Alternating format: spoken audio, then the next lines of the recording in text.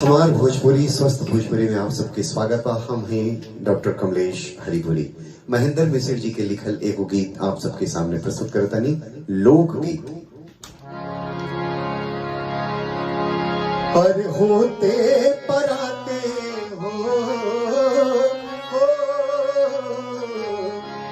होते पराते चल जइहा मोर राजा, तनिक भर बोल बतिया न मोरे राजा, तनिक भर बोल बतिया न मोरे राजा।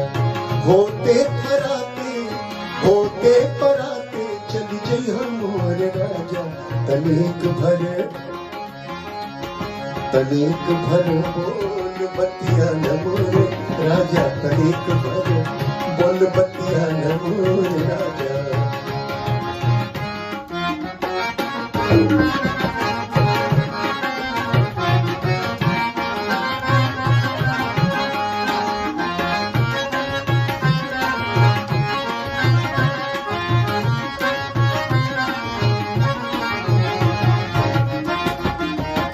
क्या बात है?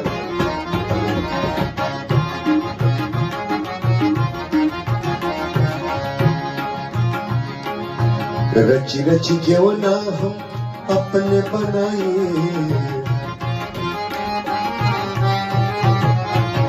दुनिया डुला के दुलार से जवाए। रची रची जेवना हम अपने बनाए, दुनिया डुला के दुलार से जवाए। तलपत जवनिया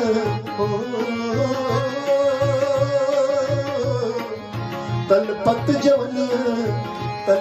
जवनिया के तनका जुगा के सवेरे वाली गाड़ी से चल जइहा राजा, सवेरे वाली गाड़ी से चल जइहा राजा। तनिक भर बोल बतिया न मोरे राजा, तनिक भर बोल बतिया न मोरे राजा।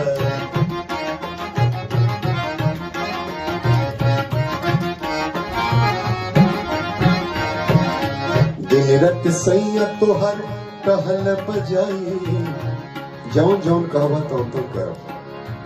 दिन रात सैया तोहर कहल बजाई, कहबा से करब न तनिको न जाई, कहबा से करब न तनिको न जाई। दिन रात सैया तोहर कहल बजाई, कहबा से करब न तनिको न जाई। छछने लतनवा के तातन जवानी, कहे महेंद्र से राजे राजा, सवेरे वाली गाड़ी से चल जइहा राजा। तनिक भर बोल बतिया न मोरे राजा, तनिक भर बोल बतिया न मोरे राजा। होते पराते